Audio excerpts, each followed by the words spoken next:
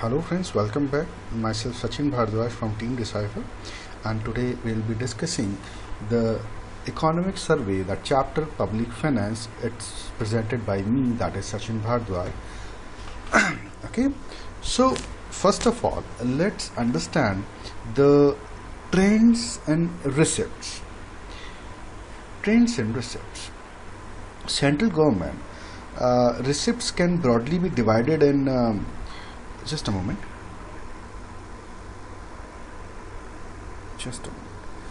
So the central government receipts can broadly be divided into non-debt and debt receipts.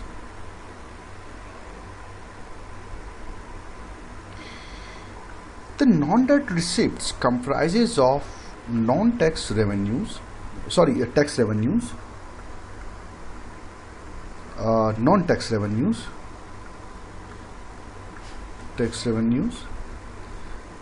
the recovery of loans and disinvestment and so on. Whereas debt receipts, they mostly consist of market borrowings, they consist of other liabilities which is government is obliged to repay in future. So as you can see, the figures which are composition of the net debt receipts for this various 2012, 2013, 2014, 15 and 2016, that is budget estimates. The orange one is showing you the non-tax revenue, the grey one is showing you the non-debt capital receipts, and the net tax to the center is shown by the sky blue color. So as you can see, the declining share of net tax revenue, this revenue in the year 2014-15-16, why there is a decline? This decline is mainly on account of implementation of 14th Financial Commission's recommendation. It advocated, this 14th Finance Commission, this advocated that higher tax devolution should be there for the states for fostering fiscal federalism. Okay, so now after understanding the trends and receipts, let us move forward to understand the tax revenues. Tax revenues in the year 2015-16, well, the fiscal consolidation entails revenue augmentation and expenditure rationalization. आप अपने revenue को बढ़ाइए और expenditures को rationalize करिए. Okay, so इस तरीके से आपका tax augmentation, fiscal consolidation की demand होती है. Accordingly, we passed FRBMA Act, that is Fiscal Responsibility and Budget Management Act 2003. So in post FRBMA era and Budget Management Act 2003, which was a period from 2004 to 5, which lasted to 2007-8. इतने period में जब ये अफरसेड acts FRBMA और budget management act ने काम किया, so we saw a significant fiscal consolidation that could be achieved largely due to beyond tax revenues, with net tax to the center increasing by almost 1.9 percentage points. तो इन acts की बदौलत हमने अपने fiscal consolidation को थोड़ा और improve किया, and there was increase of 1.9 percentage point in the tax revenues to the center. So fiscal consolidation after this period, that was paused. Why? Just because of world financial crisis. So these financial crises that led to tax concessions and higher public expenditure. Why we need to take these measures? Just so that our Indian economy should not fall into trap of recession, and in order to help the social sector and to remain beyond to the prevailing financial crisis of those times, we paused these hard measures which we were taking in the name of fiscal consolidation. So, अब हमने इन reforms को for the timing pause कर दिया as part of the growth revival strategy, ताकि हम अपनी growth को थोड़ा पुश दे पाएं. But this probably, economic survey points this out, that this pause was probably continued somewhat longer than it was required. देखिए यहाँ पर let us understand this terminology first. GTR is for gross tax revenue, CT is for corporate taxation, IT is for income tax, CD stands for custom duty, and ST stands for service tax. UED in fact that stands for Union Excise Duty. अब 2011-12 में और 2015-16 के trend देखिए. GTR, the gross tax revenue is constituting 14.49 in the total tax revenues of India. Second contributor, देखिए इस तरीके के questions बन सकते हैं यूपीएससी में, that in the total source of gross tax revenue which is the highest resource for Indian government for this tax revenue. So you would say that gross tax revenue में corporate taxation सबसे ज़्यादा contribute करता है. उसके बाद income tax, then comes the custom duties, then comes union excise duties, and then comes the service tax. Oh, I'm sorry. Service tax is greater than custom duties now. Okay, so apart from this, what is tax expenditure, which economic survey in this chapter throws light upon? The divergence between statutory tax rate. देखिए एक tax rate है कि government of India इस tax rate के साथ charge करेगी अपने individuals को, एंड इफेक्टिव टैक्स रेट.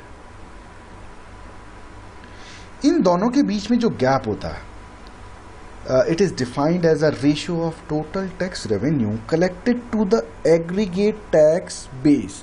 कि मेरा total tax base for example 100 है और मैंने जो टोटल एग्रीगेट टैक्स मैंने कलेक्ट किया वो 95 कलेक्ट किया. So this gap is mainly on the account of tax exemption. So this tax exemption is known as revenue forgone. But it does not necessarily implies that this quantum of revenue has been waived by the government. It should be interpreted as the target incentives for the promotion of certain sectors that may not, in the absence of such initiative, have come up. Otherwise, अगर ये support उनको ना मिली होती, ये revenues, ये exemptions हमने उनको ना दिए होते, that they won't be able to survive. Accordingly, let us learn about the non-tax revenues. Non-tax revenues mainly consist of interest. They consist of dividend receipts, they consist of external grants, and they consist of receipts services provided by the government.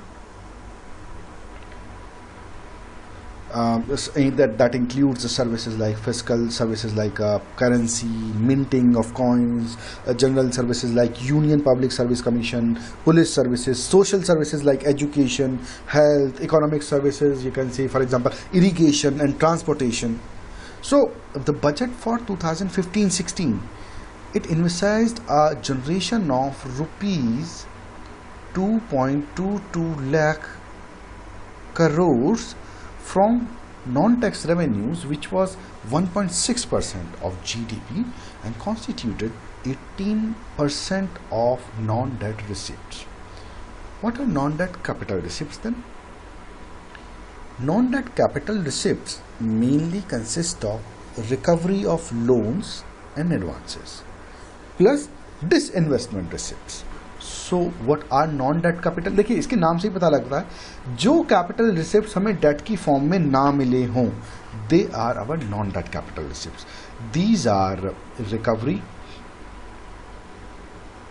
of loans and advances plus disinvestment receipts. Okay, so the share of recovery of loans, this part, has been declining in non-debt capital receipts. Why? Mainly because of the 12th Finance Commission's recommendation against the loan intermediation from center to states.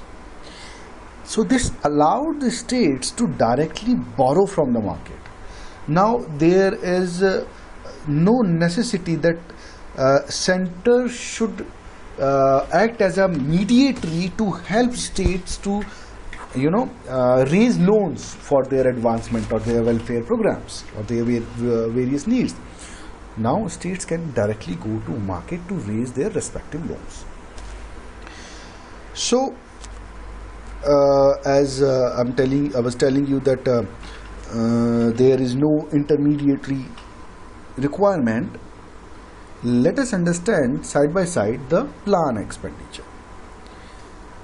In fact, we should understand plan and non-plan expenditure both. The government expenditure is divided under two broad heads. Expenditure को one is plan, other is non-plan. अब इस plan और non plan के under क्या आता है? Non plan expenditure की अगर हम बात करें तो this is the expenditure which constitutes bulk और the larger part of government expenditure. On the other hand, the plan expenditure of government is normally associated with the productive expenditure, which helps in increasing the productive capacity of economy. It includes outlay for different sectors such as rural development के ऊपर जो खर्चा होना है, education के ऊपर जो खर्चा होना है.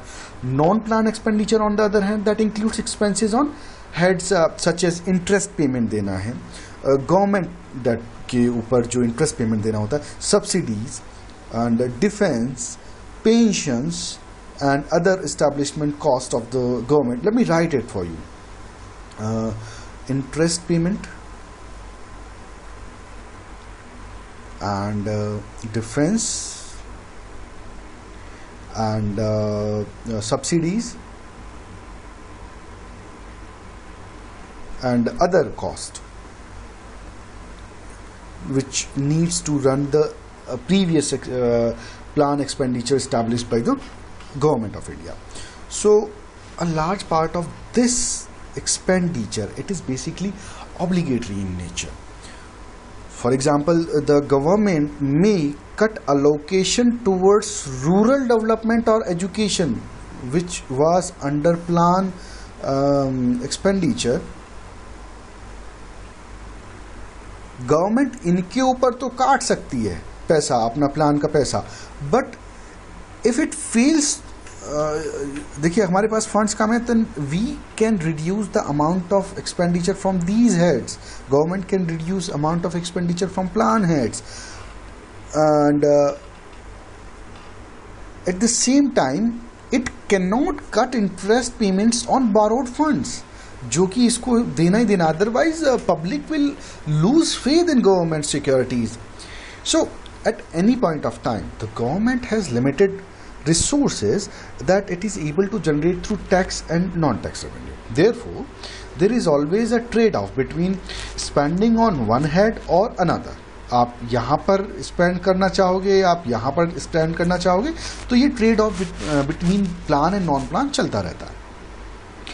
However, what happens is that under pressure to contain expenditure, the government ends up cutting the plan expenditure most of the time, since a part of non-plan expenditure is either an obligation or a necessity for the state to function, and therefore this non-plan expenditure is difficult to cut.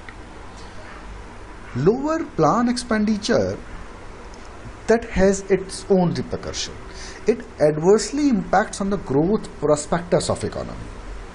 So it is important that government rationalize expenditure on heads such as subsidies, which is being taken care of by various rationalized means on fertilizer subsidy, direct benefit transfer or LPG subsidy, and allow itself to contain the deficit and to spend on activities that creates assets and contribute to the development in the long run. That means on the plan expenditures. Now, in order to move in that direction, the two major developments that took place in 2 consecutive years transformed the whole plan expenditure regime. First, in the budget for 2014-15, in the budget of 2014 and 15, the centrally sponsored scheme were restructured and reclassified into 66 programs. Okay, this actually let them have a greater synergy and effective implementation. Second, what they did, there was a readjustment in the manner of allocation of funds to states.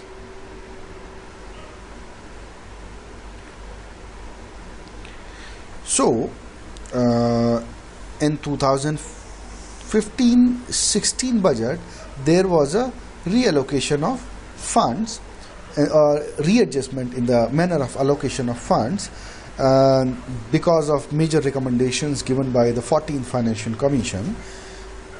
This Finance Commission had recommended allocation of greater resources to states through the automatic route by increasing the state's share in divisible pool of taxes. So earlier states were getting 32% of the total revenues. Now it was going up to 42%.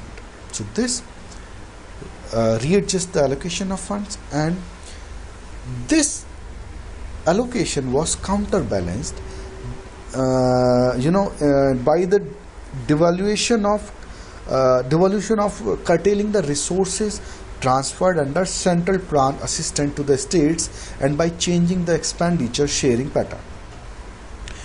तो इस तरीके से जो पैसा वो scheme centrally sponsored schemes के लिए देते थे उसको थोड़ा सा कट किया गया, बल्कि उसके बजाय इनके एलोकेशन को इंक्रीज किया गया. इस तरीके से ये प्लान को, इस बैलेंस को दोबारा बनाया गया. So these developments translated into a decline in central assistance to the states. अगर हम totally देखें, so this whole arrangement was resulted in less assistance to the state but effective assistance to the states, and it also led to a decline in share of plan expenditure in 2015-16 budget estimate vis-a-vis the average of shares during 2010-11 to 2014-15. However, there has been an increase in overall resources which were transferred to the states, and they were better reallocated to the states in order to implement their own social welfare schemes according to their own needs. So moving on to non-plan expenditure now. Non-plan expenditure constituted almost 73.8% of the total expenditure. ठीक है. In 2015-16 budget estimates, this budget estimate of non-plan expenditure, it was 3% point higher than the average of last 5 years. One of the major constraints in rationalizing the of national plan expenditure is committed expenditure, जो expense government को करना ही करना होता है, like in form of interest payment. और इससे क्या होता है कि since this is in the nature of committed payments, so it is hard to mold or hard to recreate the non-expenditure plan. Committed expenditure occurs on two counts. First, the interest liability.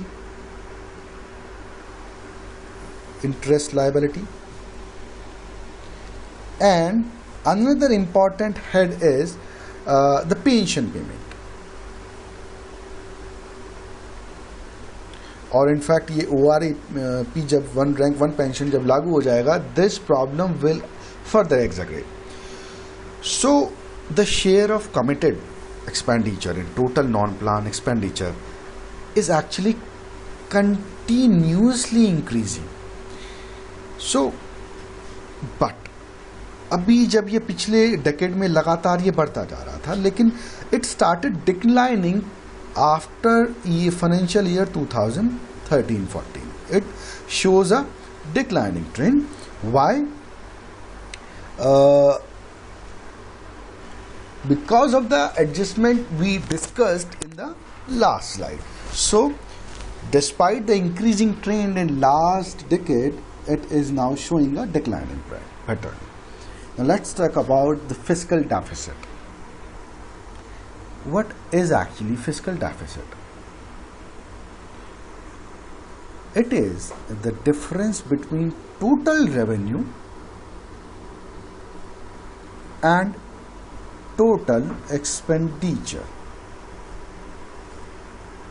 Obviously हमारे यहाँ total revenue कम होते हैं और हमारे total expenditure ज़्यादा होते हैं, तो आपको ये माइनस का फिगर देगा. For example -x. So total revenue for example अगर 8 है और आपके टोटल एक्सपेंडिचर 10 है, तो आपका फिजिकल डेफिसिट एक्चुअली 2 है. So this difference is termed as fiscal deficit. So it is an indication that of the total borrowing needed by the government. अगर अब ये 2 का गैप आ रहा है, तो government need to borrow this much amount.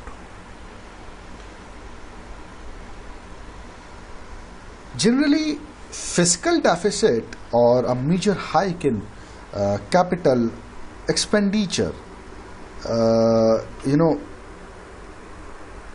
these are one of the reasons.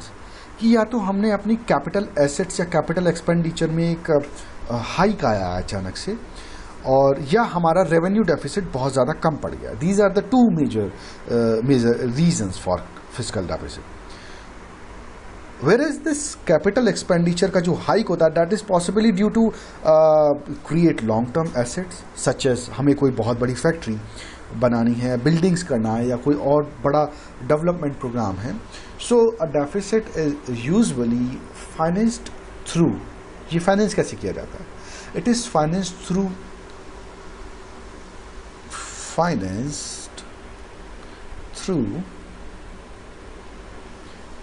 borrowings from either central bank, that is in case our RBI, or raising money from the capital market.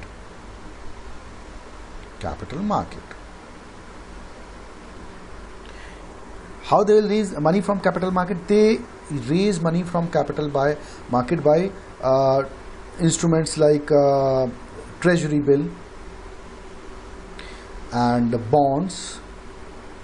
So these are their way of raising money from capital market. Now let's understand and see the trends in deficit and financing of the deficit, कि अभी तक हमारे यहाँ deficits का trend कैसा रहा है और हमने इन डेफिसिट्स को फाइनेंस कैसे किया है. Budget 2015-16 it sought to contain the fiscal deficit up to only rupees 56 lakh crores. It is equals to 3.9% of GDP.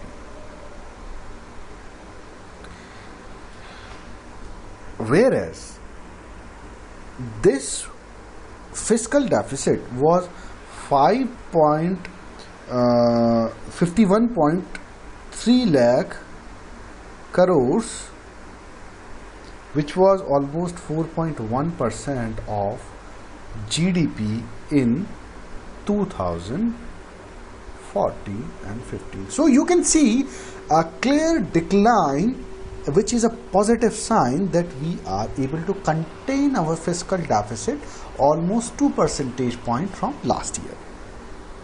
So unlike in some other countries, the financing of fiscal deficit in India is mostly from domestic resources. We do not go for foreign resources to finance our fiscal deficit, and these domestic resources constitute roughly domestic resources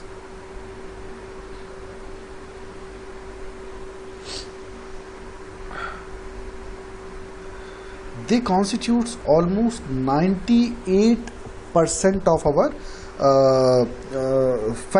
financing of fiscal deficit, and almost 84% of these domestic resources means borrowing from market. Okay, so these are the trends in deficit. This honest or this modest fiscal outcome so far in years was due to improved tax buoyancy and prudent expenditure management. With assistance, it got assistance from our oil prices were low, and other notable highlights of the fiscal outcome in current year till December 2015 included the increased tax devolution to the states in line with the recommendation of 14th Finance Commission. So this achieved the highest increase in capital expenditure in last 6 years, and it also resulted in declining of major subsidies. So if we have to conclude this, I would say that the significant increase in revenue receipts, which is led obviously by beyond indirect tax collections or higher level of capital expenditure on the plant side, or the lower level of subsidies on petroleum products, these all helped in a large measure by declining. The international prices of crude oil were also declining. So these enhanced united resources transferred to states. Okay, जो भी फायदा हमको इन सारी चीज़ों से मिला, after all, obviously after following the 14th Finance Commission's report, so we can say that these developments were a sort of fiscal salient development of our fiscal performance in year 2015-16 so far. Given the pattern of revenue and expenditure in first 9 months of the current financial year, in spite of the challenges posed by lower than projected nominal GDP growth, the fiscal deficit target of 3.9% of the GDP, this seems achievable. And the coming year is expected to be a challenging one from the fiscal point of view. Why? देखिए, global slowdown है. So it is likely to persist. India's chance of economic growth rate in 2016-17, जो growth rate हम अभी तक maintain करके आ रहे हैं, it will be difficult to maintain in wake of global slowdown. So similarly, in contrast to the current year, the subsidy bill on petroleum products may not reap the advantages of steeply declining oil prices. So the implementation of pay commission recommendation and one rank one pension, क्योंकि अभी पे commission भी शायद लागू हो जाए और उसके बाद वन रैंक वन पेंशन जब स्कीम आ जाएगी, so these schemes will put additional burden on the expenditure side. So improving tax compliance through better tax administration and tapping new resources of revenue, etc., this could only help to raise more revenue and keep the fiscal deficit at the levels projected in the revised fiscal roadmap. So this is it for the chapter, and we'll be coming back soon with further chapters on economic survey. Till then, thank you for watching, and do visit our website, that is www.decipheris.com, for further material on economic survey and other relevant subjects in your preparation. Thank you, bye bye, and take care.